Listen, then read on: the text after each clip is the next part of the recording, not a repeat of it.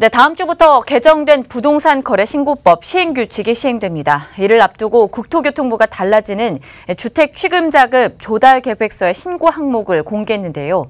앞으로 부동산 거래를 할 때 어떤 부분들이 달라지게 되는지 건설부동산부 취재기자와 함께 하나씩 살펴보도록 하겠습니다. 네, 이정 기자. 먼저 자금 조달 및 입주 계획서가 무엇인지 그리고 왜 도입되었는지 이 부분에 대해서 좀 설명이 필요할 것 같습니다. 네, 주택 거래 신고 지역으로 지정된 곳에 전용 면적 60제곱미터를 초과하는 주택을 거래할 때 15일 이내에 관할 시, 군, 구에 실거래가와 구입 자금 조달 계획을 신고하는 제도입니다.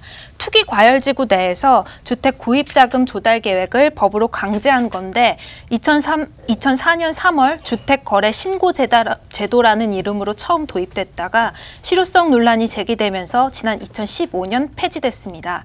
그러다 지난해 8위 대책 중 하나로 투기 과열지구 내 3억 이상 주택 거래 시 자금 조달 계획과 입주 계획 신고를 의무화하는 내용의 부동산 거래 신고법 시행령 개정안이 같은 해 9월 26일 시행되면서 다시 부활했습니다. 이에 따라 매수인은 주택 매매 거래의 자금 조달과 입주 계획 등에 대한 서류를 계약일로부터 60일 이내에 관할 시군구에 이를 의무적으로 제출해야 부동산 거래 신고 필증이 발급이 됩니다. 그러면 구체적으로 어떤 부분이 달라지게 되는지 좀 살펴보도록 하죠. 네, 앞으로 투기 과열지구 내에서 3억 원 이상을 초과하는 주택 거래를 신고할 때 자금 조달과 입주 계획서에 주택 구입에 들어간 돈을 부모에게 증여나 상속을 받았는지 혹은 그 금액이 얼마인지 등을 상세하게 적어서 내야 합니다.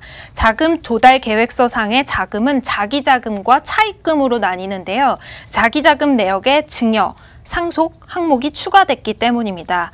또 차입금 내역에는 기존 금융기관 대출액의 주택담보대출 여부와 기존 주택 보유 여부가 신고 항목에 추가로 포함됐습니다.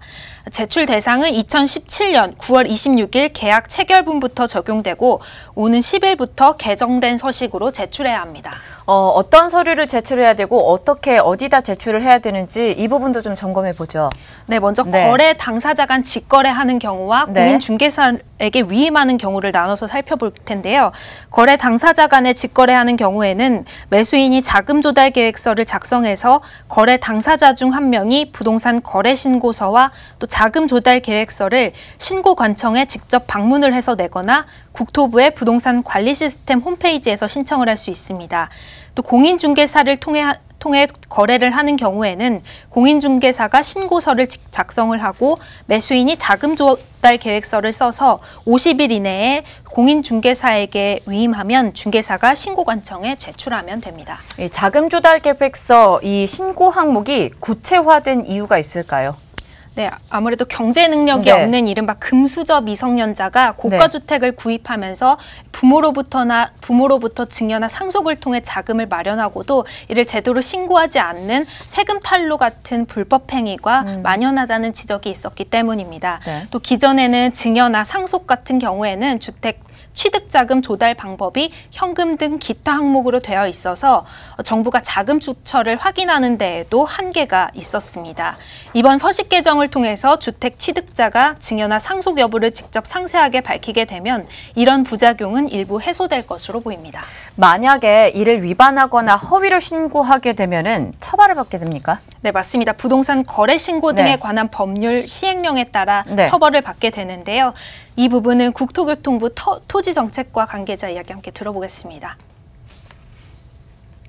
최대로 말씀드리면 신고 안 하는 사람 300만 원이 최대고요. 거짓으로 신고한 사람 100분의 5 취득가액에.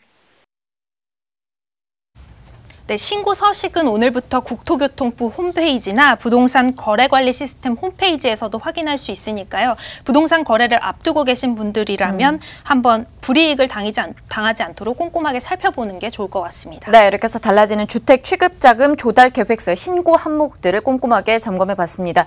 이정 기자와 함께했습니다.